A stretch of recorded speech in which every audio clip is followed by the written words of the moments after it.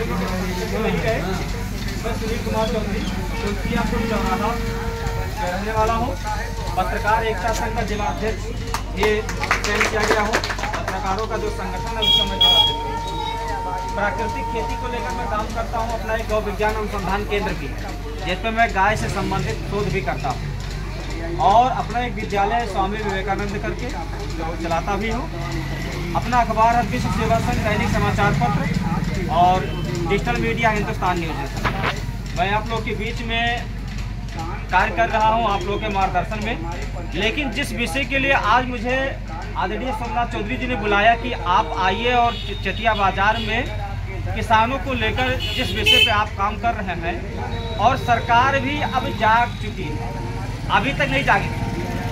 2017-18 के पहले इस विषय को लेकर जो चिंतन करने का सोच नहीं रहा था, जिसके मन में तमाम प्रकार की समस्या आती थी, और तो और जो बड़ी बड़ी कंपनियां हैं जो रासायनिक दवा खाद टॉनिक बनाते हैं, यूरिया डाई ये सब बनाते हैं, वो लोग इस पर चर्चा करने के लिए विमुखता से अपने सामना करना पड़ा उनका। वो लोग कभी चाहते ही नहीं थे कि इस पर कोई चर्चा हो, इस पर कोई सरकार एक्शन ले, इस पर कोई काम हो।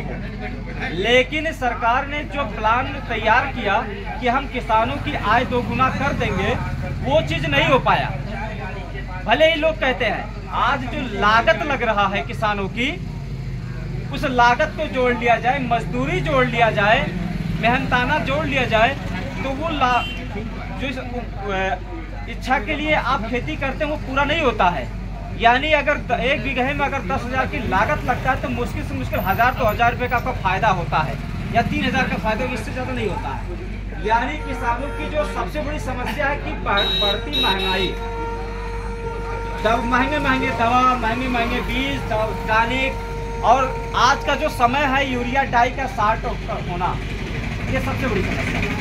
तो इसको निजात पाने के लिए सरकार ने भी चिंतन किया, और ऐसे किसान भाई जो प्राकृतिक खेती की तरफ अपने उनके रुझान थे, इस समय 50 लाख से ज्यादा किसान खेती कर रहे हैं, जो मैं विधि बताने जा रहा हूँ।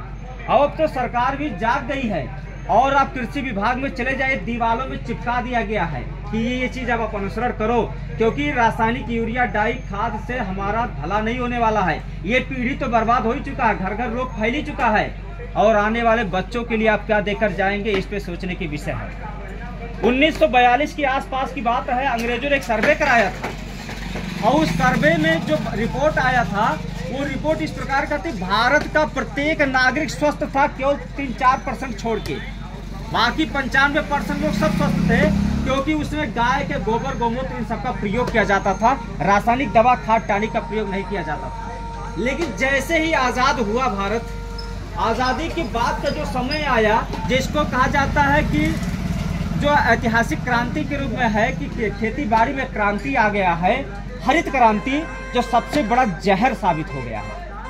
आज सरकार के पास कोई विकल्प नहीं है, कृषि वैज्ञानिकों के पास कोई विकल्प नहीं है, बड़े बड़े कंपनियों के पास कोई विकल्प नहीं है कि हम जो किसानों को या किसान परिवारों को या पूरे मानव जात को हम स्वस्थ रख सके। क्योंकि यूरिया डाल के मिट्टी को आप खराबे कर दिए हैं, पानी को खराबे कर दिए हैं, हवा को खराबे कर दिए हैं, और यहाँ तक कि जो फसल पैदावार होता है, फल फूल सब्जी धान गेहूँ, सबको जहर हो ही गया है। अब आप जरा ये सोचिए कि जब आप जहर डालेंगे तो क्या अमृत मिलेगा? नहीं मिलेगा ना। लेकिन बड़े धड़ल्ले के साथ में मारक ये कहा कि पैदावार ज्यादा बढ़ जाता है, बहुत ज्यादा बढ़ जाता है। भुखमरी से लोग मरते थे, यूरिया डाई डाल के लाके खाए, जो पूरा कह रहे कि पैदावार हमने बढ़ा दिया है। लेकिन पैदावार के साथ साथ आपने रोगियों की संख्या भी बढ़ा दिया, इसकी कहा आप क्यों नहीं तुलना करते हैं? रिपोर्ट उठा के देख लो, 1942 में जो अंग्रेजों ने सर्वे कराया था, उसमें 95% लोग बीमार नहीं थे, 5% लोग बीमार ऊपरी खान पान के कारण होते थे।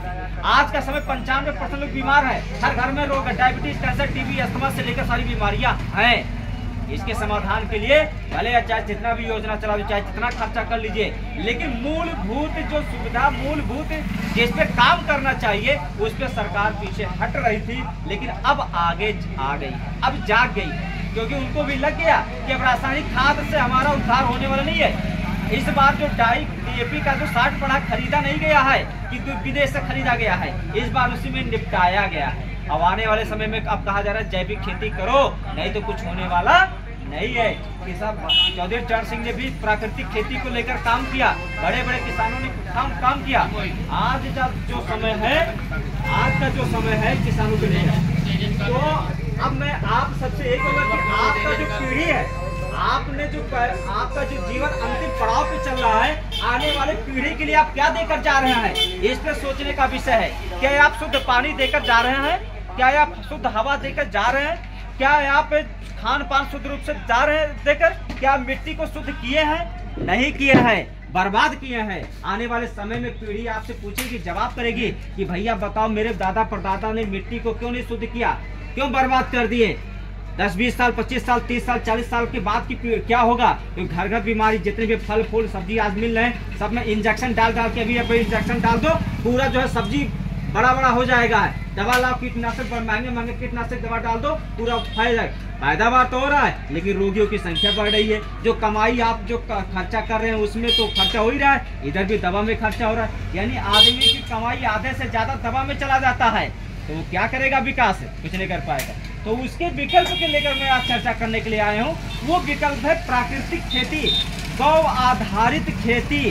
गाय पहले बताया जाता था कि जिसे के घर में जितनी ज्यादा गाय थी उसकी समृद्धि नापा जाता था, कि भैया उसके पास ज्यादा गाय है, वो बहुत ज्यादा समझदारी है, उसके घर में दूध दही ये सब भंडार रहता था। और अंग्रेजों ने सर्वे कराया था, उस रिपोर्ट में आज भी कहा जाता है कि भारत की 3 सुरक्षा चक्र था भारत को स्वस्थ रखने के लिए। इन 3 सुरक्षा चक्रों को तोड़ने का काम किसने किया? अंग्रेजों ने किया। हमारे जो देश के चमचों ने किया, हमारे देश के ऐसे लोग जो अंग्रेजों के गुलाम थे उन्होंने किया। पहला सुरक्षा चक्र था देसी गाय। हर घर में आप 20-25 साल 30 साल पहले देख लीजिए, पूछ लीजिए आपने 50 साल पहले कि आपके घर में गाय होती थी कि नहीं होती थी? गाय होती थी, वो भी घर के दरवाजे के सामने बंधी रहती थी। वो देसी गाय की जो किरणें निकलती थी, जो सूर्य से निकलने वाली किरणें थी, बहुत सारा लाभकारी होता था। हानिकारक बैक्टीरिया को नुकसान करने का काम। दूध दही तो आपको बोनस में मिल ही रहा था। और प्लस गैया जब खेत में जाती थी चरने के लिए, तो पूरे खेत को जो गोबर करते थे उससे जो भी जीवाणु होते थे वो बहुत ज्यादा। और कहा जाता है श्री कृष्ण भगवान ने भी गाय के लिए पूरा जीवन समर्पित कर दिया। आज वृंदावन में चले जाओ या कहीं चले जाओ, गाय के लेकर सारा काम देखो दृश्य दिखाया जाता है।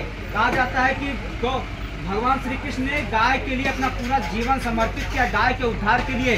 आज केवल पूजा पाठ तक ही सीमित रहेगा, लेकिन असली गाय सड़क पर मरती हुई दिख रही है, खाने के लिए वो कर रही है। गौशाला में चले जाओ, खाने के लिए तरस रही है। आज कहा जाता है 4 करोड़ गाय बची हुई है पूरे भारत में जो शुद्ध देसी नस्ल की है। 350 प्रजातियों से ज्यादा गाय की नस्ल थी, लेकिन अंग्रेजों ने धीरे धीरे कानून बनाकर खत्म कर डाला। पहले नंबर कानून बना के नंदी गाय साड़ को खत्म करो, इस पे कोई कानून है, काट के खाओ मांस है, इस पे कोई बोलने वाला नहीं था। उसको लागू किया। नंदी जब खत्म हो गई तो शुद्ध रूप से बैल नहीं मिल पा रहे हैं, बछिया नहीं मिल पा रही, गाय नहीं मिल पा रहे। इंजेक्शन लगा के सीमन डाल के जो है गाय को जन्म दिया जाता है। तो बताओ वो कमजोर रहेगा कि हो रहेगा जो नेचुरल होते उसे? तो नंदी गाय को खत्म कर दिया गया। फिर देसी गाय हर घर के दरवाजे से खत्म, पहला ये काम थे। दूसरा, बड़ी बारीकी से तुलसी होती थी हर घर में। तुलसी जो आज अपने आप में संपूर्ण चिकित्सा पद्धति है, तुलसी को खत्म कर दिए, ले जाकर अपने देश में डेवलप कर दिए, ले जाकर गाय को अपने देश में डेवलप कर दिए। तो तुलसी हर आंगन में नहीं मिलता होगा, अब ढूंढने पे नहीं मिलता होगा। काली तुलसी है लो तो मिलने में नहीं मिलेगा, जबकि काली तुलसी सबसे वो है। तीसरा जो सुरक्षा चक्र था, रसोई घर, रसों का घर, औषधि जिसको बोला जाता है। आज जो जीरा हल्दी ये सब है, ये सब औषधि है। जो भारत के एक महर्षि चरक ऋषि ने जो काम किया, महर्षि वाघभट्ट ने जो काम किया, वो किचन के लिए 48 औषधि का नाम दिया था। आज किचन में बिल्कुल जो है अंग्रेजों का या बड़े बड़े कंपनियों का मसाला आ गया है, जो उसे किचन नाम रख दिया गया है। वो रसोई घर नहीं है, वो बीमारियों का घर है। उस पे जो है अब देखिए मसाला आ गया, वो खत्म हो गया। यानी रसोई घर खत्म किए, तुलसी खत्म किए, गाय खत्म किए। क्यों? क्योंकि भारत को बीमार बनाना था। बीमार बनाएंगे, कमजोर होंगे और हमारे ऊपर आश्रित होंगे। जो उन्होंने एक खेत तो जो काम है उस काम को उन्होंने बारीकी से खत्म कर दिया। यहाँ तक की तो बात रिपोर्ट है आज भी। आपको अगर देखना चाहते हैं तो अंग्रेजों ने सर्वे कराया था, आज भी रिपोर्ट आप देख सकते हैं। अब दूसरे में पड़ाव पे आता हूँ। भारत देश के आज़ाद के बाद कृषि परंपरा में जो रासायनिक खाद टॉनिक इन सब का बढ़ोतरी आया है, क्रांति आया है, इसका दुष्प्रभाव भारत का रिपोर्ट उठा के देखिए। सरकार की आंकड़ा कहती, मेरी आंकड़ा नहीं कहती है, सरकार कहती है कि इस समय भारत का लगभग अगर 130 करोड़ की आबादी है तो 115 करोड़ लोग बीमार हो चुके हैं। इनकी कोई इलाज का कोई समाधान नहीं है, केवल मतलब तत्काल अगर कोई बीमार तुरंत दवा करो तब तक के लिए आराम है, उसका समाधान नहीं है। और 115 करोड़ 20 करोड़ लोग अगर बीमार हो चुके हैं तो उसके समाधान के लिए कोई रास्ता नहीं है। उसका समाधान का एक ही रास्ता है कि हर व्यक्ति स्वयं डॉक्टर बने, हर व्यक्ति स्वयं अपनी चिकित्सा स्वयं करे। पहले भी लोग करते थे, खरखुदा दवाई आप देख लीजिए, पथरी को लेकर पत्थर चट्टा कर लेते थे, और भी अगर पेट नहीं साफ होगा तुलसी का पत्ता पी लेते थे, बहुत सारी चीजें ऐसी लोग। आज तो कहता है भैया डॉक्टर के लेकर पर्ची लाओ, तो पैरासीटामोल खाओ बुखार खत्म। पहले तो चिरैता पी लेते थे, बड़े बड़े बुखार खत्म हो जाते थे। आज तो चिरैता तो घूट पी लेंगे, नहीं पिएंगे। तो ऐसे औषधियों का ज्ञान होता था भारत के गांव में, लोग वैद्य हुआ करते थे, वैद्य बताते थे कि भैया गांव में ये औषधि लगाओ, पूरा जो है पत्थर चट्टा से लेकर जितने भी सारे चीज होते हैं सब अपने एक गमला में लगाओ, अपने जब से पड़े आवश्यकता पड़े तो उसका इस्तेमाल करो। तो जी अभी चर्चा करने पे अब हम विषय से भटक जाएंगे, तो अभी विषय से भटक जाएंगे। तो जो मैं बता रहा था कि मतलब जो है ये अंग्रेज देश आज़ादी के बाद अंग्रेजों ने इतना खूब बढ़िया षड्यंत्र रचा कि सारे औषधियों को अपने देश में ले जाकर लगा दिए, गाय को देश में ले जाकर, और यहाँ गाय हिंदू मुस्लिम में लड़ाई करा के गाय को खत्म करने का काम प्लान था। तो गाय को आपने खत्म किए करने के कगार पर 4 करोड़ 115-16 करोड़ हिंदू होंगे, 115 करोड़ हिंदू 4 करोड़ गाय के नहीं पालन कर पाते, गौशाला में ले जाकर खड़ा करते थे। ऐसे लोग हिंदू नहीं, हिंदू के नाम पर कलंक कि आप जिस गाय के लिए आप पूजा पाठ करते हो, तो शादी विवाह करते हो, गोबर का करते हो, लेपन करते हो, ये सब सारी चीज करते हो, दिया बनाते हो, आवाज जब गाय दर दर भटक रही उसकी सेवा करने के लिए आपको शर्म लगता है? कहते हो कि देखो गाय चल रही सड़क पे, तो कितने ज्यादा योगी जी की सेना। अरे योगी जी क्या कर, तुमने दूध पिया तब तक पिया, बाद में निकाल के खदेड़ दिया। उसकी लापरवाही आप कर रहे हैं। एक किसान होकर एक गाय को नहीं पालन कर पाता तो क्या घर चलाएंगे? घर चलाएंगे? घर नहीं चला सकते। एक गाय को स्थान दीजिए। गाय जिस घर में रहती है उस घर में बीमारियां बहुत कम होती हैं। दूध दही आज खरीदने पर नहीं मिलता है। जो हम लोग काम करते हैं गाय के ऊपर, बहुत सारे विषय को मैंने इंक्लूड किया है, उसके काम करता हूँ। कभी मौका मिलेगा विस्तार से चर्चा करने के तो मैं उसको बताऊंगा। तो ये तो रही थी बीच में। अब हम बात करते हैं प्राकृतिक खेती, जिसके लिए किसान के लिए हम लोग क्या करते हैं। प्राकृतिक खेती में 2 आधारित खेती है। इसमें हम लोग किसान अपने घर पे दवा खाद टॉनिक पूरा घर पे बनाएगा। यहाँ तक कि बीज शोधन का काम किसान अपने घर पे करेगा। दवा यही कीड़े मकोड़े जो लग जाते हैं ना, कीड़े मकोड़े के लिए आप कराटे फराटे सब डालते हो ना, ये सब कुछ डालने की जरूरत नहीं। एक 10 बड़ी अर्थ बना लीजिए, 40 दिन लगेगा अपने घर पे। जितना कसैला चीज है जो गाय मतलब खाती नहीं है, गाय को छोड़ दीजिए, वो नीम नहीं खाएगी, जितने भी कसैली चीज नहीं खाएगी, उसको लाकर घोल कर बना के वो कर लीजिए, 40 दिन में तैयार होगा।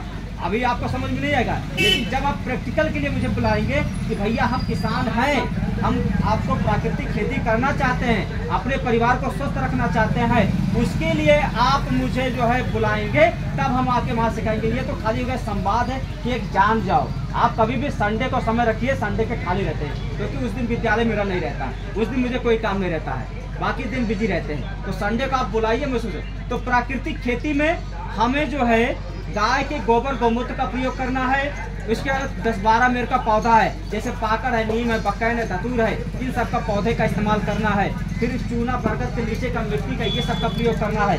पीपल बरगद पाकड़ के नीचे का मिट्टी का प्रयोग किया जाता है। इन सब का मिला के एक बनता है जीवामृत, जिसमें जीवाणुओं की संख्या हम मिट्टी में बढ़ा देते हैं। आज जो अभी चले जाए कृषि विभाग में आज जा गया है, 2017 की बात है, उस समय मात्र अकेले में गया था, पूरे किसान ले गया, कोई नहीं गया था। कहते क्या गोबर गौमूत्र पे काम कर रहा है, लेकिन आज वही सरकार बजट ला के खड़ा कर रही है। आज जो है किसानों के लेकर काम कर रही है, लेकिन बड़े बड़े वैज्ञानिक और जो खेती बाड़ी नहीं करते उनको समिति में सम्मिलित किया गया है। जिनको खेती बाड़ी नहीं पता वो क्या खेती बाड़ी करेंगे। तो हमें प्राकृतिक खेती पे काम करने के लिए एक गाय की जरूरत है। गाय के लिए हमें कुछ ज़्यादा जरूरत नहीं है। वो गाय सीधे जो है चरने के लिए जाए, उसे छोड़ दीजिए। जितने कम दूध, गाय 3 प्रकार की होती, मैं पहले बता देता हूँ। एक गाय सबसे ज़्यादा दूध देती है, वो दूध देती है लेकिन उसके बैल खेती बाड़ी के लिए काम नहीं आते हैं, वो अक्सर करके जो सांड के में छोड़ दिया जाता है। एक गाय होती है जो बराबर दूध देती है, वो उसके लिए केवल खान पान व्यवसाय के लिए हम लोग करते हैं। लेकिन एक गाय होती है जो कम दूध देती है, लेकिन उसके बैल खेती बाड़ी में काम आते थे। आज खेती बाड़ी में बैल का प्रयोग नहीं किया जाता है, बल्कि ट्रैक्टर का प्रयोग किया जाता है। जो ट्रैक्टर का प्रयोग करते हैं, जितने भी कीड़े मकोड़े के सब दब से मर जाते हैं। आज जीवाणु मिट्टी किसान आते हैं, क्या माचिस लगाए खेत साफ करते हैं, भैया कितना साफ हो गया क्या करें, लेकिन जो जीवाणु मर जाते हैं उसके लिए क्या करोगे? मिट्टी की उर्वरा शक्ति खत्म हो जाए उसके लिए क्या करोगे? आप तो आज जड़ से पहले हाथ से काटते थे, नीचे से काट लिया जाता था। आज कंपाइन आ गई, समाने के चक्कर ऊपर छपक दी तो ऊपर पर अब समस्या हो जाता है कि भैया खेत में जोतने में दिक्कत होता है, बोने में दिक्कत होता है, क्या करें? तो इसके लिए एक समाधान कि उस पुआल को इकट्ठा करा लीजिए और उसमें आता है दवा, उसको छिड़क दीजिए, 1 महीने में खाद बनकर तैयार हो जाएगा, पूरा सड़ जाएगा, खत्म हो जाएगा जितने भी पुआल हैं। अगर वो नहीं होता तो पुआल इकट्ठा कर लीजिए, उसमें जीवामृत बन जाएगा है, इतना बढ़िया खाद तैयार होगा कि आपको ये यूरिया डालने की जरूरत नहीं है। मैं कृषि वैज्ञानिकों से पूछना चाहता हूँ, मैं कृषि विभाग के लोगों से पूछना चाहता हूँ, मैं जितने भी बड़े बड़े किसानों से मैं पूछना चाहता हूँ, जितने मैं पूछना तो कि आप कहते हैं यूरिया डाई डालने से खेत में पैदावार बढ़ जाता है, मैं कहता हूँ नहीं बढ़ता है। इसका एग्जाम्पल है, आप देख लीजिए, जंगल में चले जाइए, वहाँ आप फल फूल सब्जी सब कुछ लगे रहते हैं, क्या वहाँ कृषि विभाग के लोग जाते हैं कुछ डालने के लिए, खाद बीज डालने के लिए जाते हैं? क्या वैज्ञानिक जाते हैं क्या कोई? लेकिन जंगल में आदमी खड़ा रहता है बिना किसी सहयोग से, वहाँ का जो फल होता है बहुत ज़्यादा फायदेमंद होता है, वहाँ की जो सब्जी होती है जंगलों का बहुत फायदेमंद होता है, फुल पोषक तत्व होता है, लेकिन वहाँ कृषि विभाग या कोई किसान नहीं डालने जाता है। अगर कि खेतों में जरूरत होता है, खेतों में काहे जरूरत होता है? क्योंकि आपको पैसा कमाना होता है। प्रकृति ने अपनी व्यवस्था बनाई है, प्रकृति को आप देने लायक नहीं है, प्रकृति आपको देती है, पेड़ पौधे आपको देते हैं, बस इतने ध्यान में रखना है कि उसमें जीवाणुओं की संख्या कम मत होने देना। उसके लिए जीवामृत बना लो, 10 लीटर गौमूत्र ले लीजिए, 10 किलो गोबर ले लीजिए, 2 किलो गुड़ ले लीजिए, 2 किलो बेसन हो जाए, उसमें थोड़ा सा चूना हो जाए, बरगद के नीचे या पाकड़ के या उसके नीचे 200 ग्राम मिट्टी ले लीजिए, मिला लीजिए, 24 घंटे में घोल तैयार हो जाएगा। उस घोल को ले जाकर खेत में डाल दीजिए, जीवाणुओं की संख्या बढ़ जाएगी, कम नहीं होगा। वो जामन का काम करता है, जामन का काम करता है, वो हम नहीं कह रहे कि वो पोषक है, लेकिन मिट्टी में जीवाणु जो बढ़ेगा, आजकल मचेगा केचुआ, आजकल केचुआ ढूंढने नहीं मिलते हैं, केचुआ खत्म है, केचुआ पूरा का पूरा खत्म हो चुका है, केचुआ नहीं मिल पा रहे हैं, ढूंढने नहीं मिल रहा। हम लोग लाते हैं कि भैया कहीं केचुआ मिल जाए, उसके लिए जिम्मेदार कौन है? हम आप जिम्मेदार हैं कि यूरिया डाई और जो फूक देते हैं उसके लिए तो जीवामृत बनाइए। अब कहीं कहीं ऐसा हो जाता है कि भैया हम जीवामृत नहीं, पानी लग जाता तो हम क्या करें, घोल नहीं छोड़ पाते हैं, तो उसके लिए एक ऑप्शन है कि गाय का गोबर ये सब सारा चीज उसी के जीवामृत मिला के, उसी गोबर में मिला के 2-3 दिन 4 दिन 1 हफ्ते में पूरा दानेदार चाय पत्ती नुमा बन जाएगा, उसको ले जाकर बो दीजिए, वो भी जीवाणु संख्या बढ़ाएगा। अब ये तो हो गया जीवन। अब बच रहा है कि भैया हम बीज अगर हमारे पास आ गया है, जो 200, 300, 400 रुपया किलो हम लोग खरीद के लाते हैं धान गेहूं के फसल जो भी है बोने के लिए, अब उसको हम देसी कैसे बनाए? अंग्रेज आए, हमारे देश का सरया कोदो सब कुछ गायब हो रहा है, बड़े जो भी सारा जो चावल है जो पुराने परंपरा वाला है, जिसको खाने में एक थालियां लोग खा लेते थे, सरया मिल जाता था, आज एक कवर खाने में लोग कहते हैं हटाओ स्वाद नहीं है। आज काला नमक अगर वही घर में बन जाए तो नहीं मारने लगता है, पहले 2-4 फेरे मारता था कि भाई फलाने घर काला नमक चावल बना है, लेकिन आज खत्म हो गया, का है रासायनिक खाद डाल के खत्म कर दिए। तो ऐसे समय में अब हमारी जिम्मेदारी है कि कैसे हम उस मिट्टी को पहले बदलें, तो उसकी मिट्टी को बदलने 3 साल के समय लगता है। पहले साल में थोड़ा सा बदलेगा, दूसरे साल में आधा हो जाएगा, तीसरे साल में पूरा हो जाएगा और मिट्टी पूरा बदल जाएगा, फुल ऑर्गेनिक हो जाएगा। कृषि विभाग के लोगों को बुला के टेस्ट करा लीजिए, जो 16 तत्व होते हैं जरूरत होता है, जो यूरिया कहते हैं कि हमें अमोनिया नाइट्रोजन मिलता है, फास्फोरस मिलता है, डाई डाल के पोटास मिलता है, वो सब प्रकृति के पास है, बल्कि आप प्रकृति को नहीं दे रहे, वो चोरी कर रहे हैं, उनके पास कोई विकल्प नहीं बचा है। आज कह रहे हो कि यूरिया डालने से, अब कहे भैया लिक्विड यूरिया ला के खड़ा कर दिया हो, भाई किसके पास ड्रोन कैमरा आएगा, कौन ड्रोन कैमरा डाल के यूरिया छिड़क पाएगा? कोई छिड़क पाएगा? आज जो जगह जगह प्रयोग करा रहे हैं, क्योंकि उनके पास विकल्प नहीं बचा है, यूरिया का विकल्प लिक्विड में ला रहे हैं, हम बचत कर रहे हैं। अरे बचत में बर्बाद कर, आप चंगुल से छोड़ना नहीं चाहते किसानों को, कि किसान को छोड़ देंगे खत्म हो जाएंगे। तो ऐसे समय में हमें अब बचना है और अपने आने वाले बच्चों के लिए कुछ देकर जाना है, तो इस पे काम करना होगा। तो सब ये होगा, मैंने जीवामृत में अब बीज शोधन के लिए बता रहे हूँ। तो बीज के लिए है, अगर 100 किलो बिया आपको शोध करना है, 5 किलो गोबर ले लीजिए, 5 किलो गौमूत्र ले लीजिए, तो 1 किलो आपका गुड़ हो जाएगा, उसमें चूना हो जाएगा, और वो सारा चीज़ घोल मिला कर लीजिए, और उसमें ये धान गेहूँ जो भी हो 100 किलो बीज को उसमें मिला के उपचार कर लीजिए, सबसे बढ़िया हो जाएगा। हमें इन हाइब्रिड वाले से कोई ज़रूरत नहीं है, जितने भी हाइब्रिड का बेच रहे हैं उन सबके लिए अलग है। मतलब मैं जो बता रहा हूँ ये प्रयोग क्या हुआ, ऐसा नहीं कि मतलब ऐसे ला के बता दे रहा हूँ, प्रयोग करके तब मैं बता रहा हूँ। तो ये हो गया बीज शोधन का। अब बच रहा है कि भैया अगर कीड़े मकोड़ा लग गए या छोटी छोटी इल्ली लग गए, सूड़ी लग गए या फंगस लग गए, तो उसके लिए क्या करी?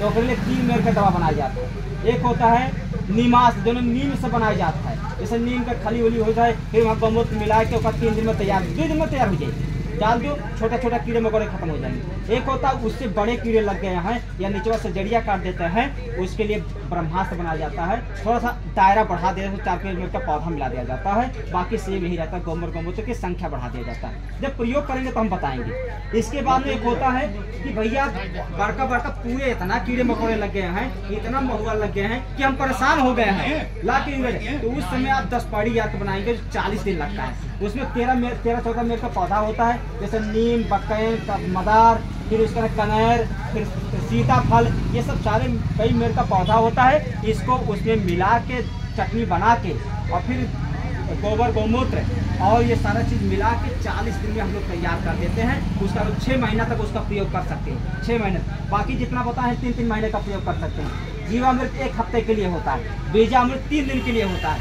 क्योंकि 3 दिन में स्वस्थ कर लीजिए। अब ये तो हो गया।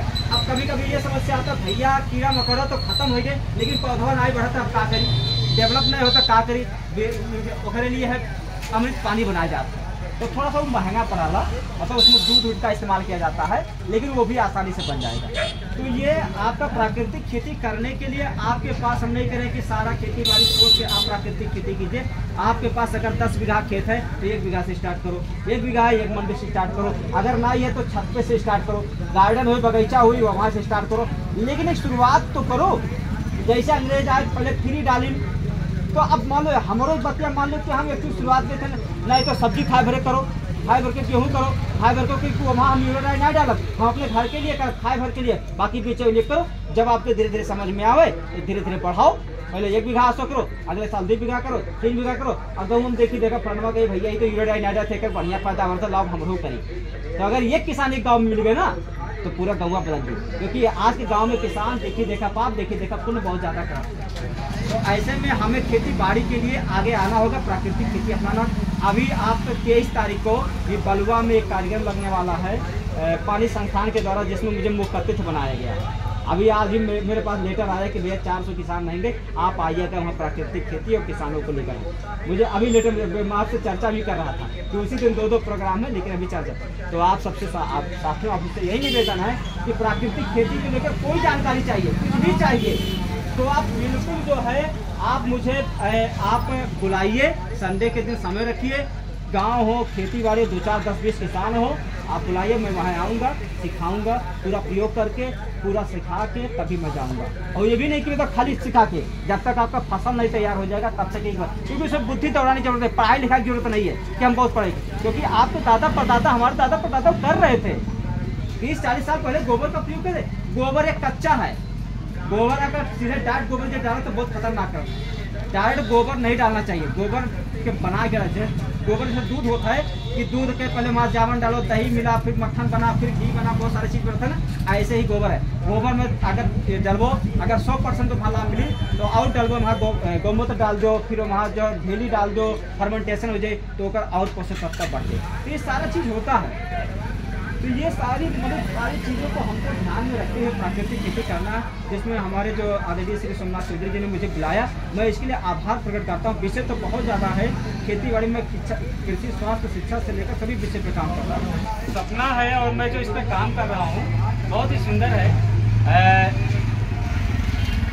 अपने गाँव की संस्कृति को बड़े मंच पे लाने का जो स्वप्न है कि प्रत्येक गाँव की एक संस्कृति रही है, और उस संस्कृति में गांव में जब कोई खेतीबाड़ी का काम चलता था या गांव का कोई ऐसे जैसे रामलीला होता है या अन्य प्रकार के जो कार्यक्रम होते हैं, और साथ में कोई कृषि संबंधित कोई काम होता है, स्वास्थ्य संबंधित काम होता है, ऐसे में 10-20 साल 25 साल 50 साल पहले आपके गांव में कुछ ऐसी परंपराएं रही होगी, चाहे वो गीतों की परंपरा हो, जैसे धान काटते समय अलग गीत, बवाई के समय अलग गीत, दवाई के समय अलग गीत, रोपाई के समय अलग गीत, गेहूं के बुआई के समय अलग गीत, यहाँ तक कि अगर कोई गांव में आता है उसके स्वागत के लिए अलग गीत। एक नृत्य होता था गांव में कि जैसे यहाँ का अभी देखो तमिलनाडु के देखो वहाँ भरतनाट्यम है, ऐसे भी अपने गांव में संस्कृति नृत्य कोई होता था।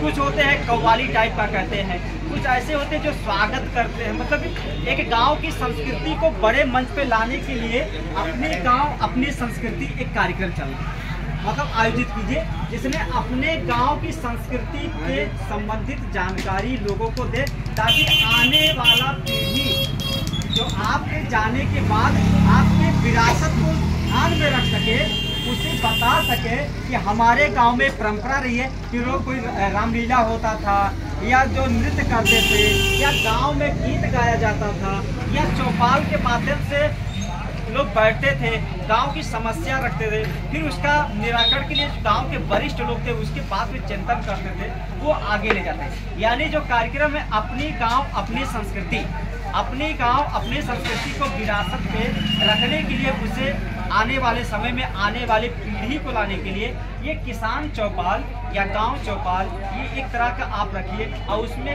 विशेष विशेष क्षेत्रों पे जैसे कोई बहुत बढ़िया गाना गाता है, कोई आला उदल का इस तरह का गाना गाता है, बहुत बढ़िया चीज़ है। कोई कहता है नहीं हम शायरबाज हैं, बहुत बढ़िया है। कोई कहता है हम गीत गाते हैं, बहुत सुंदर गाते हैं। कोई उसी में से नहीं भैया हम नाटक बहुत बढ़िया करते हैं, बहुत बहुत बढ़िया। कोई ऐसा है कि कोई बीजों का संकलन करता है, जैसे धान गेहूँ या पुराने बीजों का संकलन करके अपने यहाँ रखता है। कोई ऐसा है कि नहीं आने वाले समय में हम लोग क्या दे सकते हैं, कोई आध्यात्मिक रूप से काम करता है, जैसे पूजा पाठ हो गया, धार्मिक मंचन हो गया। तो इस तरह का मिला के एक अपनी गांव अपनी संस्कृति का एक प्रोग्राम आप लोग कभी आयोजित कीजिए, भले ही छोटा ही सही, इसमें सभी लोग का थोड़ा थोड़ा सहयोग रहेगा, और एक आयोजित कीजिए, एक नई परंपरा शुरुआत कीजिए, ताकि आपकी आने वाली पीढ़ी आपको याद रख सके। और एक रिक्वेस्ट है कि अपनी वंशावली, आप कहेंगे वंशावली का क्या काम है? वंशावली का मतलब ये हो गया कि आपके अपने घर में दादा परदादा या उससे जो है, आज आप कभी डायरी उठाइएगा और एक कलम काफी लिखने का प्रयास कीजिएगा कि मेरे पूर्वज कौन कौन है, कहाँ तक मेरी जानकारी जा रही है, मेरे दादा परदादा, बाबा के दादा दादा या जो भी है, इस तरह का अपनी वंशावली लिखिए और उस वंशावली को एक चार्ट बनाकर अपने घर में रखिए और छोटे बच्चों को बताइए, ताकि आने वाले समय में आपको याद रख सके। नहीं तो आज का समय है कि आज मरे 3 दिन के बाद भूल जाते हैं, 1 हफ्ते बाद भूल जाते हैं कि मेरे दादा कोई है, पापा कोई है, मम्मी कोई है, ये सब भूल जाते हैं। तो ऐसे भाग दौड़ के दुनिया में अपनी गांव अपनी संस्कृति अपनी विरासत को बचाए रखने के लिए एक कार्यक्रम की शुरुआत कीजिए, अपने घर से शुरुआत कीजिए, अपने गांव से शुरुआत कीजिए, यही मेरी अपील है। अब मैं सीधे